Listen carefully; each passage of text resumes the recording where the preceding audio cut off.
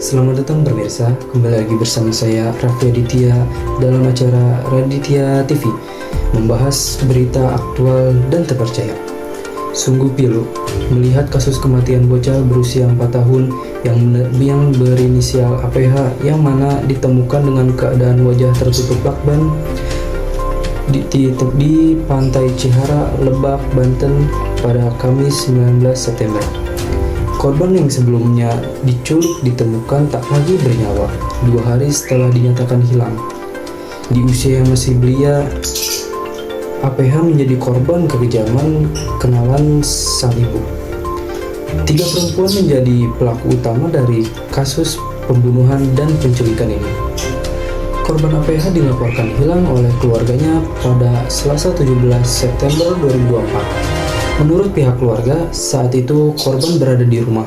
Sementara sang ibu pergi menjemput ayahnya tak jauh dari rumah mereka di kawasan Cilegon, Lebak, Banten.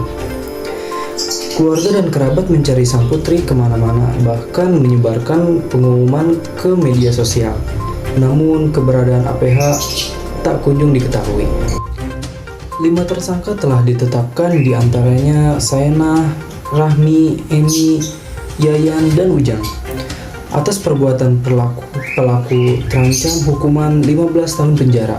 Polisi juga mengamankan sejumlah barang bukti kejahatan seperti 3 unit sepeda motor, sejumlah ponsel, dan 1 buah soft breaker yang diduga digunakan untuk melakukan kekerasan kepada korban.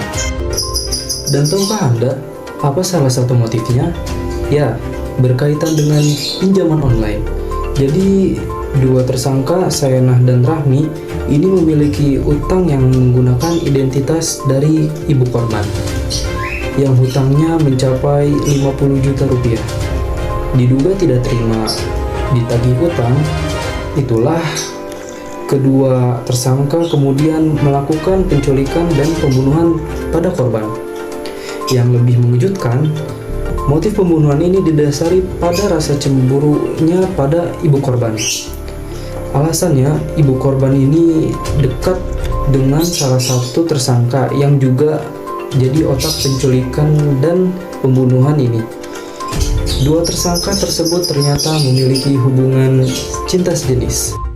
Ketiga tersangka yakni Saenah, Rahmi, Emi sempat berpindah tempat setelah melakukan pembunuhan dan meminta bantuan terhadap 2 tersangka yakni Yayan dan Ujang untuk membuang jasad korban. Hingga kemudian Rahmi dan Saenah ditangkap di Cilegon, sementara 3 tersangka lainnya yakni Emi, Yayan, dan Ujang ditangkap di Pandeglang. Tak habis pikir, mengapa 3 perempuan yang juga telah memiliki anak ini tega menghilangkan nyawa seorang balita dengan keji. Pihak keluarga pun kini berharap para tersangka bisa mendapatkan hukuman yang setimpal. Demikian berita untuk hari ini. Saya Raffi Aditya undur diri. Terima kasih atas perhatian Anda dan sampai jumpa pada program berita berikutnya. Selalu jaga kesehatan Anda dan keluarga. Selamat akhir pekan.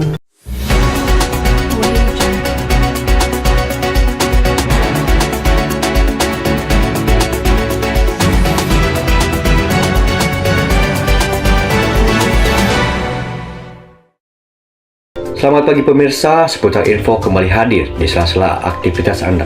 Bersama saya, Rafli Putra Pratama, yang akan memberikan berita-berita terbaru dan teraktual. 300 juta data Dukcapil diduga bocor, Kominfo lakukan prosedur standar.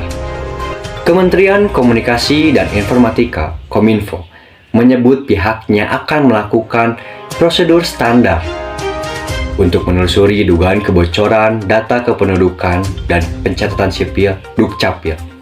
Kita biasanya akan memanggil atau berkoordinasi dengan yang namanya pengendali data. Dalam hal ini, kalau Dukcapil itu kan adanya di Kemendagri. Nanti kita akan koordinasi termasuk juga dengan BSSN, ujar Usman Kansong.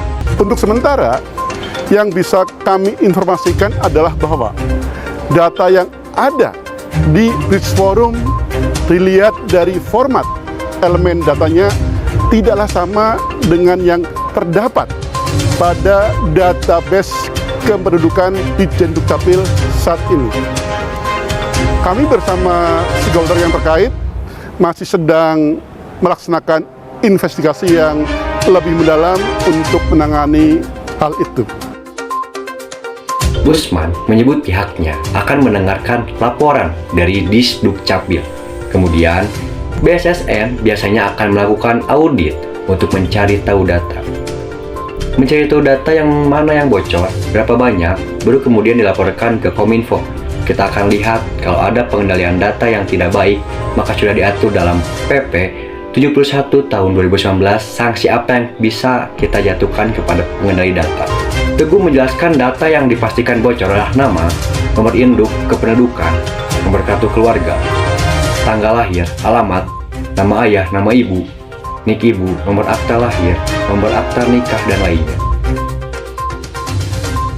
Kali ini yang bocor adalah data kita semua di Dukcapil sebanyak 330 juta data, tulis Teguh. Direktur Jenderal Dirjen Dukcapil Kemendagri, Teguh Setiabudi, sudah merespon dugaan kebocoran data yang menimpa pihaknya. Menurutnya, data yang disebar di Press Forum tersebut tidak sama dengan data yang ada di database Ditjen Dukcapil.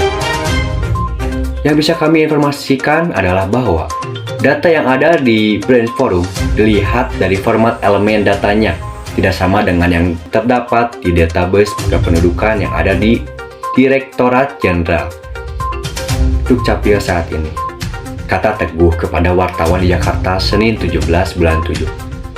Saat ini, lanjut Teguh, pihaknya bersama para pemangku kepentingan terkait seperti Badan Siber dan Sandi Negara (BSSN) serta Kementerian Komunikasi dan Informatika Kemenkominfo melaksanakan dua agenda, yakni audit, investigasi, dan mitigasi preventif.